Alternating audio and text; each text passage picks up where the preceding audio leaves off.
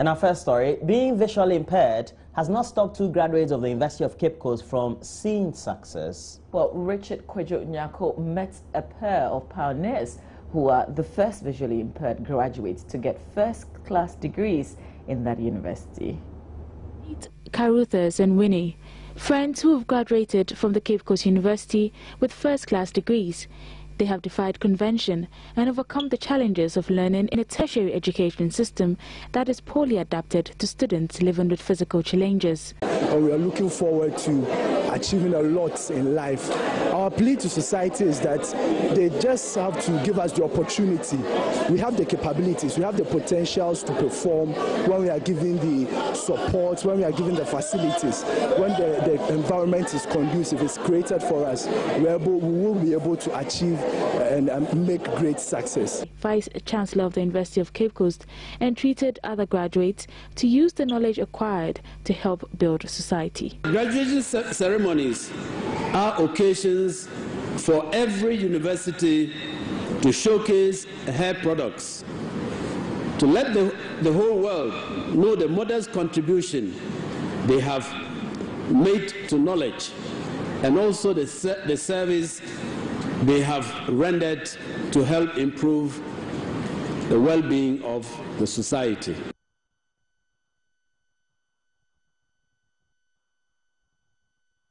And those two students, we wish them success wherever they go. Yeah, go ahead. Great. There has been heavy police and military presence in Atobabisi, a suburb of Bogatanga in the Upper East region, following what appears to be a chieftaincy-related violence in the community. Joy News has gathered that at least 5 people have sustained gunshot and machete wounds and were rushed to the Bogatanga Hospital. The Upper East Regional Police Commander DCOP Simon Yawafeko, in an interview, urged the youth of the community not to take the law into their own hands. Our correspondent Albert Sori spoke to Aisha Ibrahim on the latest in that town. The particular community has been a hotspot since February this year when the first incident occurred. Now, 2 royal gates, each claiming entitlement to the Bogatanga chieftaincy skin. And as we speak, 2 persons, that is one from each of the gates, are currently holding themselves out as the chief. So the place has been a subject of controversy for, the most part of this year. And yesterday we heard of another incident when we were told that gunshots were fired late in the night between the hours of 7 and 8 p.m.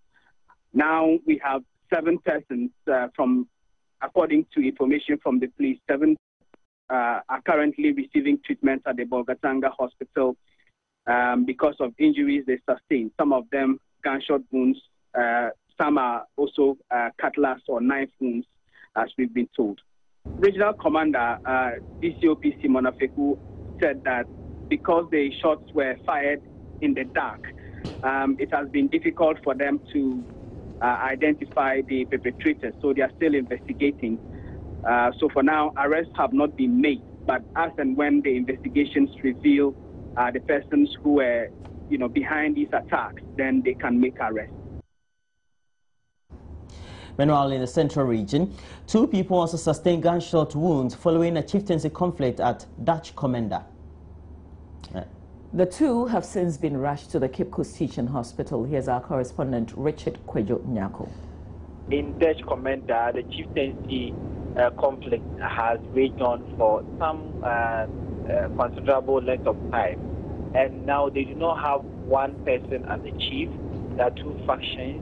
And so yesterday it so happened that there was going to be a festival. And so one faction carried one of the persons, and the other faction also decided that no, we are not going to allow you to carry this person as the chief. And so a fight ensued and some skirmishes occurred, and so the police came in to ensure that sanity prevailed. Now, the following morning, some persons from another community claimed that they were beaten when they went to Dutch Commander, and they were coming from a community or a town called Impaired. And so they decided to retaliate process. There were some gunshots heard, and some people who were playing on a football field got hurt. And so the bullets, when I went to the Cape Coast Teaching Hospital, I saw the bullet in one of the heads of the victims and one also on the neck of the victim. According to the Cape Coast Teaching Hospital officials, they are yet to commence operations on them because the thing is in such a delicate situation that they will have to take utmost care in order to carry out that operation. Africa has a very beautiful culture, but thanks to Western influence, the African culture is gradually fading away. To reverse this trend, Rest Presby Church in Ho has set aside one Sunday every year to exhibit traditional fashion to celebrate African culture.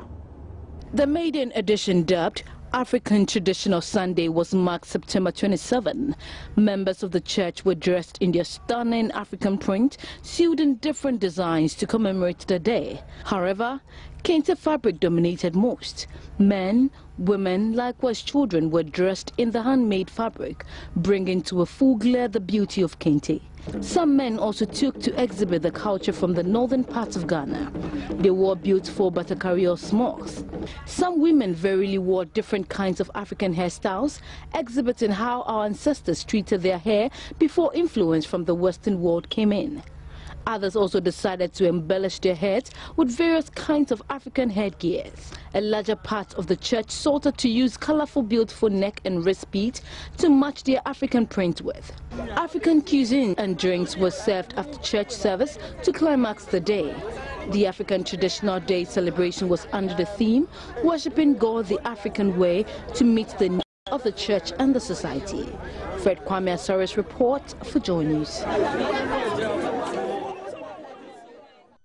Meanwhile, the pastor of the Mount Zion Methodist Church at Sakono here in Accra, the Right Reverend Colonel Paul A. Brew, is confident the flag bearer of the opposition New Patriotic Party, Nana Addo Dankwa Akufo-Addo, will be president come 2017 if he's able to instill discipline in the rank and file of the New Patriotic Party. He made the comments when Nana Addo on Sunday attended a Thanksgiving service held at the church for the New Patriotic Party's parliamentary candidate for the Tema West constituency, Carlos Ahenkra. Reverend Paul Brewu asked God for an excellent eyesight for Nana Akufo-Addo so he's able to discern and have around him persons who are credible and have integrity and those whose ways are guided by the life of Jesus Christ.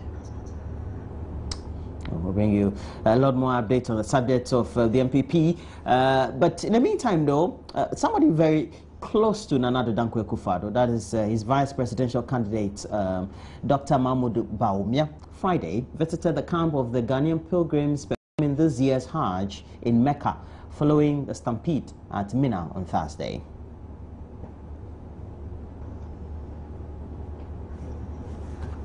Dr. Bawumia, who himself is performing this year's Hajj, moved through various tents of Ghanaian pilgrims after Friday prayers. The former deputy governor of the Bank of Ghana also met the Association of Hajj Agents and members of the Hajj Board Task Force on how arrangement had gone for this year's Hajj, as well as other related issues of mutual concern.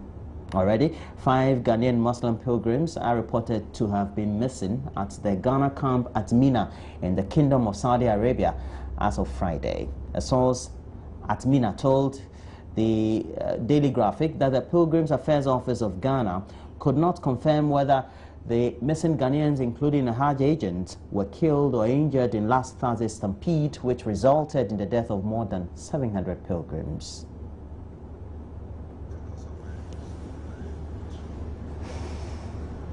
Well, I guess Hajj will be an interesting place. You and I should visit there one day. Yeah. Not to perform Hajj, but just to sightsee. Would allow us, you know. Why Okay, not? it doesn't have to be during the celebration. Saudi Arabia thrives as part of its economic revenues on tourism as well. So Okay.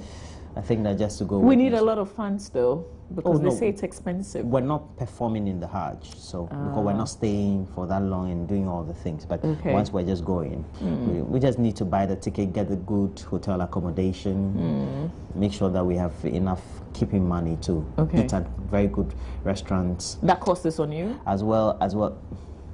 Mutual cost. What are you talking about? But you are bringing the whole idea. Exactly. We're taking a break. I don't want to continue this very conversation, but we have a lot more to discuss, and I'll be looking at what the stories are on the front and back pages of the newspapers as they have been summarized on the news portal, myjoyonline.com.